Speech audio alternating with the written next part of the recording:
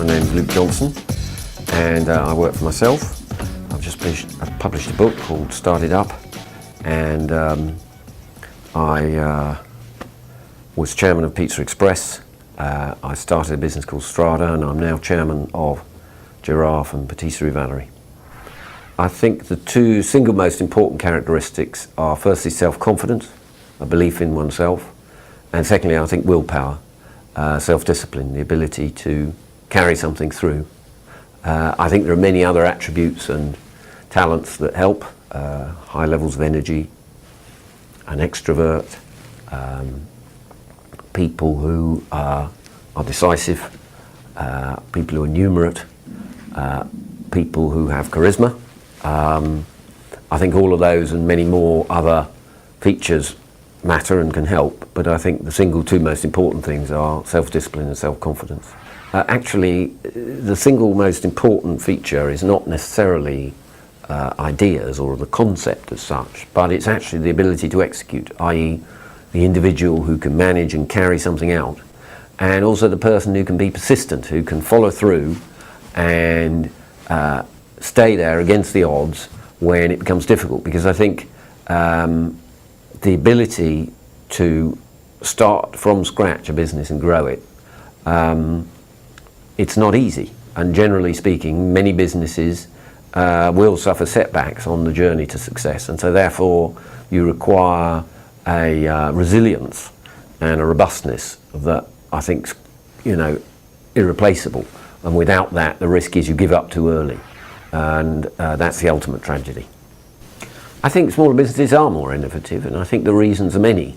I think they have the flexibility to admit their mistakes rather than large institutions which have a sort of inbuilt capacity to carry on even after it's obvious that the project isn't working.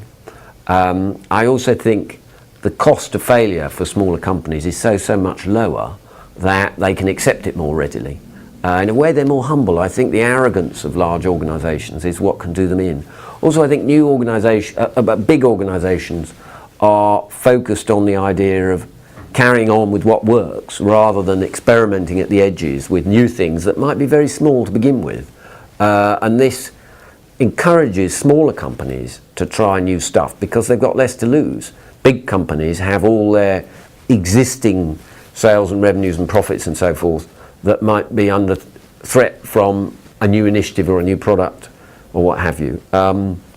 Also I think the risk in large organisations is of groupthink and consensus thinking, where bureaucracy and office politics are what obsesses people, rather than if you're running your own business and it's a struggle, the thing you obsess about is meeting the payroll every month, and you will do whatever it takes to make that new product a success or communicate to the world why people should buy from your business.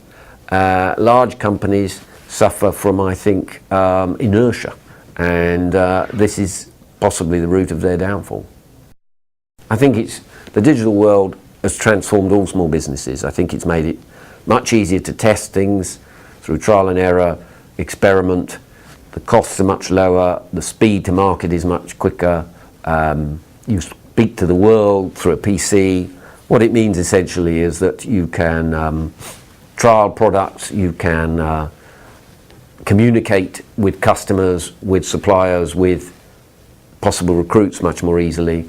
So I think in a way the advent of the internet has meant that the playing field is much more even than it used to be. The barriers to entry in a sense are much lower, and I think that's great news for entrepreneurs.